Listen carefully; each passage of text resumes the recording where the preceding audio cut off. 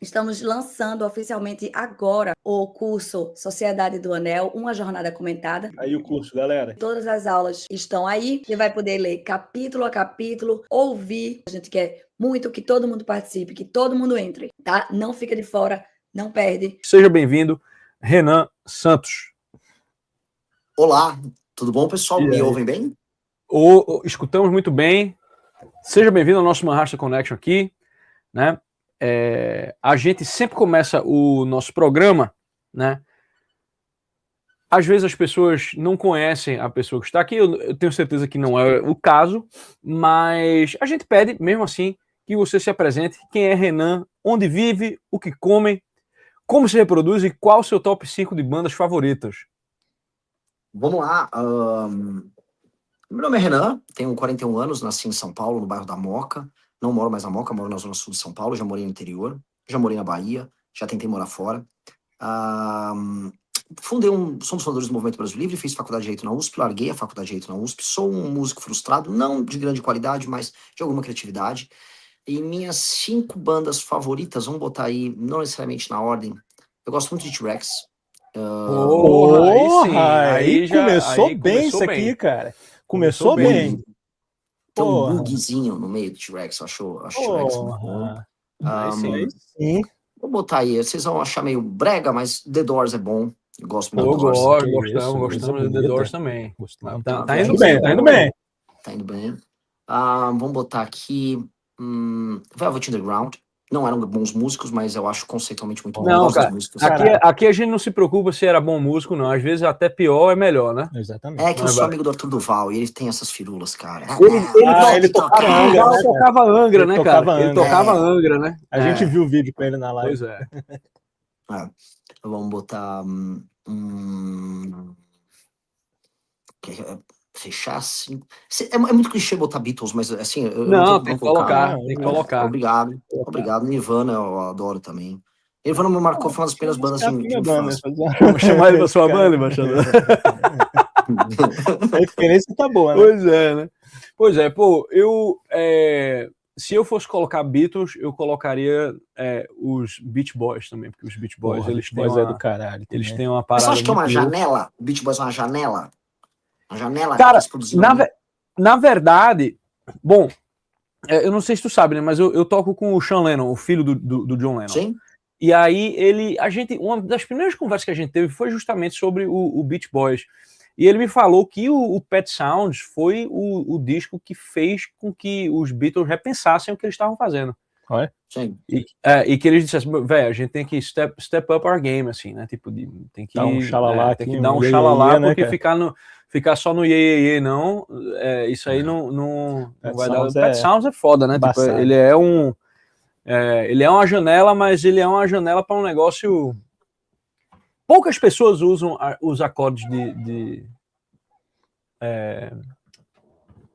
Brian Wilson. Versado, né? Homem versado. Pois é. Pois bem, bom, Renan, a gente, né, aqui a gente conhece o MBL desde o início ali, quando foi surgindo na internet, a gente, né, sempre acompanhava essa parada mais libertária, esse negócio de menos marketing, mais Mises, né, essa parada de liberdade econômica, que foi o que pegou, acho que todo mundo foi meio que pego por isso aí antes, né, embaixador? Esse era o discurso que, porra, era interessante, mudava alguma coisa, mas eu não precisava mudar muito na minha vida, né? É diferente de quando eu me converti ao catolicismo, que aí, tipo, um monte de coisa teve que ser mudada, eu digo, porra, fudeu, né? Mas esse lance das ideias da liberdade, né, era o que pairava ali pelo lado. E, né, a gente viu um monte de gente se candidatando e você não saía como candidato, né? E a gente se perguntava se era porque você queria ficar mais ali nos bastidores ou se era porque é um negócio que você queria ficar mais ali na estratégia. Mas agora, pelo que vimos, né, você pré-candidato à presidência do Brasil. Você estava aguardando esse tempo todo para essa candidatura ou teve algo que mudou que tipo meio que te forçou a mão? Eu nunca tive muita vontade de ser candidato, para ser justo, e eu não gosto de estar na posição de candidato. candidato, em geral, faz muita média. Eu não gosto muito de fazer média. Não é que eu gosto muito da parte estratégica. Venderam muito uma perspectiva minha que não é muito verdadeira. Deu enquanto o Dirceu do MBL. Que é uma parada assim. Eu li muita coisa sobre o Dirceu. Tem algumas similaridades no sentido de gestão de grupo e parte estratégica. Mas quando as pessoas falam de Dirceu, elas imaginam que é um cara, vamos dizer, por baixo, por detrás das cortinas, mexendo as peças e tal. E não é exatamente. O Dirceu sempre se expôs bastante, concorreu para deputado também. Eu vejo o MBL como uma atividade muito criativa. E se você fizer uma leitura histórica do MBL como um grupo muito criativo e teimoso no processo criativo dele, dado que ele foi fundado pelo Pedro Deirô, que era um músico, um dos caras que era do bonde do rolê. Meu irmão que era cineasta e eu que era músico frustrado. Então, a gente trouxe as nossas frustrações e o nosso jeito de ser pro movimento. Então, são pessoas que fundaram o movimento, eram todos ou músico ou filmmaker, basicamente. Então, a gente via o MBL, não só eu, mas especialmente eu, Pedro e meu irmão, que são as 3 pessoas que ficavam mais atrás, enquanto, por exemplo, o Kim, a época o Holiday, depois Arthur, Rubinho, etc., eles apareciam.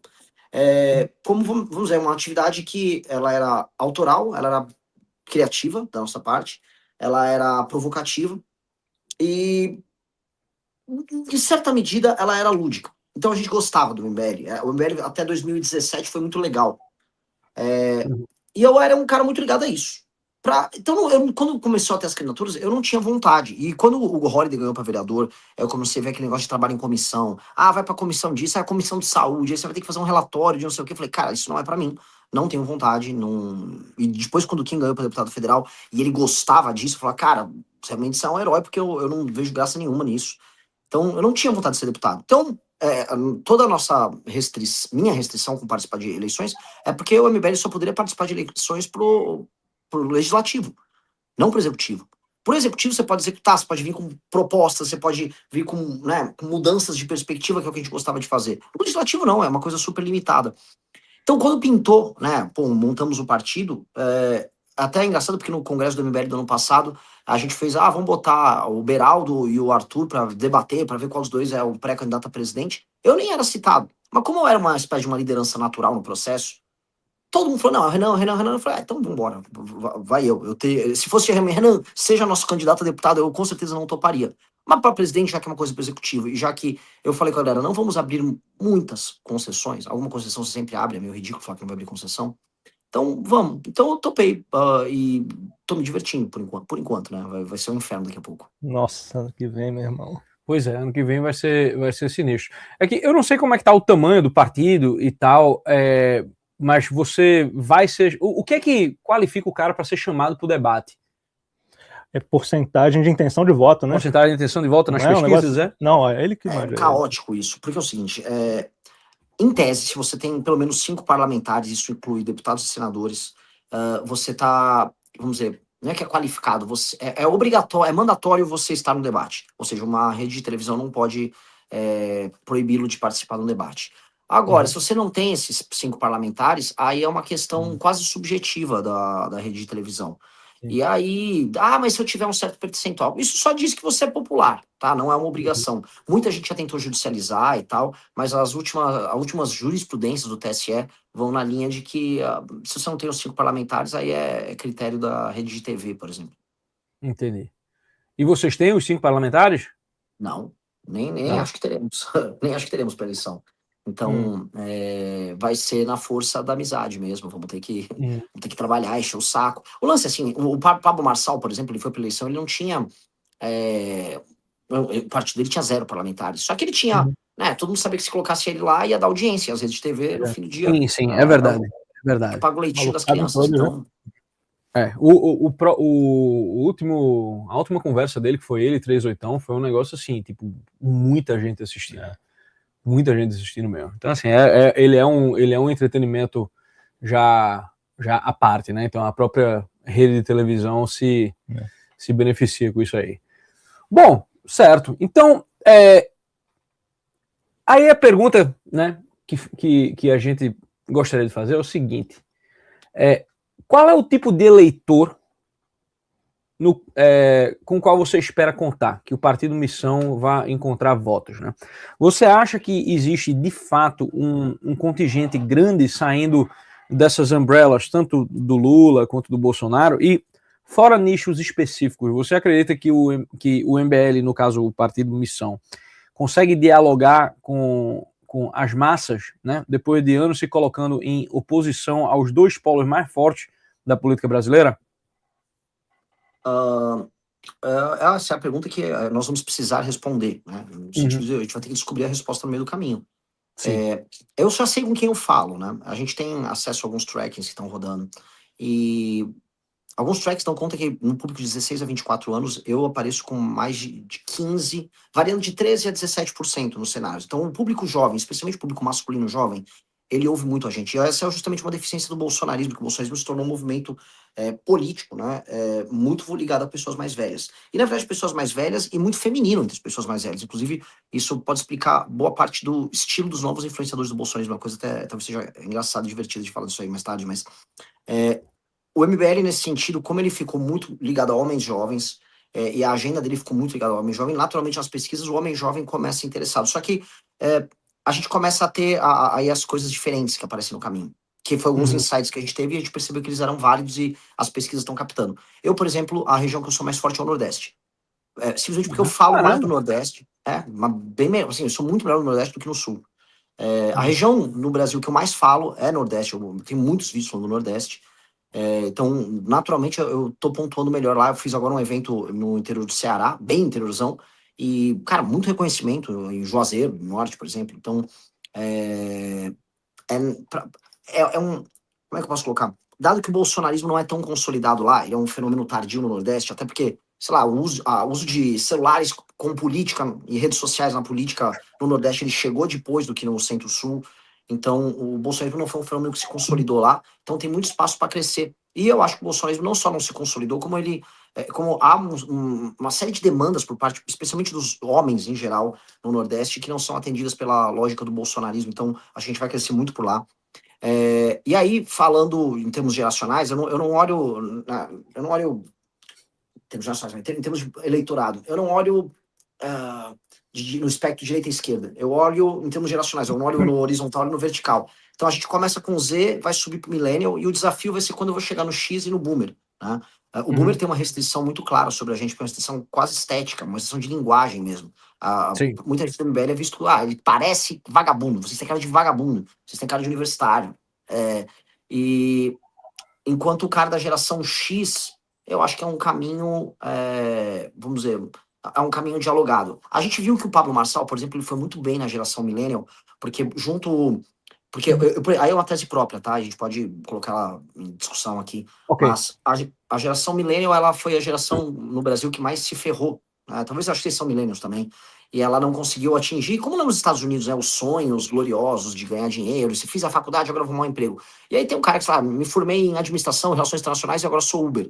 Então esse cara tá louco para mudar o mindset dele e ele tem um atalho rápido, dado que ele tá com 40 anos, 30 e tantos a 40 anos, ele precisa começar a ganhar grana. Então o coachismo andou muito bem e o Marçal voou na geração millennial, né, aqui na eleição de São Paulo. Então a geração millennial ela tem questões materiais a se resolver e a geração Z tem uma questão que é muito parecida quando o boomer era jovem, ele quer um sonho, ele quer um sonho de um mundo novo. O geração Z, hoje, ele repete uma coisa que o boomer tinha de reconstrução, talvez de cosmovisão. Eu acho que é uma coisa bem, bem louca. Portanto, é uma geração meio que revolucionária. E aí, como agradar essas duas coisas, como dialogar com elas, acho que vai ser o nosso desafio. Fui preciso ou você acha que foi meio viajante? Não, eu acho que respondeu, mas... Sim, mas esse negócio que você falou da dificuldade do Bolsonaro no Nordeste, né? O que você acha qual que é a dificuldade e o que vocês têm de diferente para eles? A gente é muito direto ao ponto e a gente não é condescendente. Então existe uma condescendência que tucanos já tinham. Na verdade, todo mundo tem com o eleitor do Nordeste, que eu até falei isso no Flow, assim, o cara, quando vai no Nordeste, todo mundo assume, olha só, homem bom, mulher trabalhadora, bota o chapeuzinho, ó o cuscuz, come o cuscuz é bom, não sei o quê. Ou então coloca, algum publicitário coloca vice, né? Que não é assim, a galera não fica falando vice. Botando vice onde não tem e oxente onde não tem. Você sofre com isso, né? A vice nordestina, a famosa mulher nordestina. É um casamento homem do Sudeste vigoroso com a mulher fértil do Nordeste, né? Sim, E aí, sim. aí é tudo muito besta. E essa condescendência, ela até historicamente funcionou, mas hoje, como as pessoas, a internet faz você te obriga a ser autêntico, eu posso falar dos problemas do Nordeste sem ser condescendente com as pessoas. Tipo, você que é do Maranhão, cara, você tá voltando mal pra caralho. Você tá voltando mal pra caralho há anos e tá migrando pros outros lugares. Vamos conversar, vamos tratar da elite política do Maranhão. Vamos falar do Sarney, vamos falar dos Dina, vamos falar da cidade de Bacabal, que o prefeito é uma bosta e não tem esgoto, mas ele botou um telão pra você assistir Palmeiras versus Flamengo. E ao não tratar a pessoa como um idiota, a pessoa reage a você. Algumas não vão gostar, outras vão gostar. Só que, né, ao tratar o cara como gente e você concordar e discordar dele, no mínimo você começa a exercer um diálogo verdadeiro e não uma fingição. Eu acho que o bolsonarismo, como o Nordeste era uma fronteira a ser descoberta, o bolsonarismo ousou muito pro discurso do Centro-Sul, mas ele foi muito convencional pro discurso do Nordeste. E aí ele só foi convencional, então ele não consolidou. Pelo menos eu sinto isso, porque a leitura do Bolsonaro para o Nordeste, ela não chegou completa, igual ela era pro Centro-Sul. Uhum. No Nordeste tem muita questão das oligarquias, né? O cara que digamos assim, o cara que tem um temperamento conservador no Nordeste, né? Ele é mais fácil ele aceitar um neto, bisneto de Arraiz, porque é uma família que está lá há muito tempo, né? Que tem ligação com coisas reais da cidade, por mais que faça um péssimo trabalho, né? Tipo, é um negócio assim horrível o que os Campos Arrais fazem em Pernambuco, mas ele prefere ele prefere um cretino local do que arriscar-se a meter um cara que vai ser vassalo da Globo, vassalo do Sudeste e tal, né?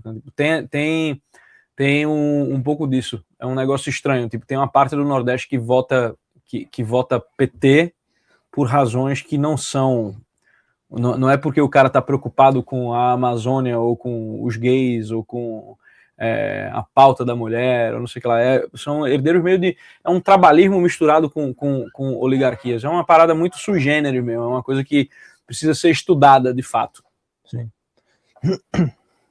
É como no final do século XIX, que você tinha o oligarca, que ele vinha da Europa liberal, voltava lá para o Ceará, voltava mesmo para Pernambuco, super estudioso, super conectado com as vanguardas liberais europeias, mas ele queria manter a escravidão. É uma coisa típica que tinha também no Nordeste, esse tipo de coisa. Não só no Nordeste, né, mas era uma coisa muito típica das elites. Tipo, saber lidar com essas contradições.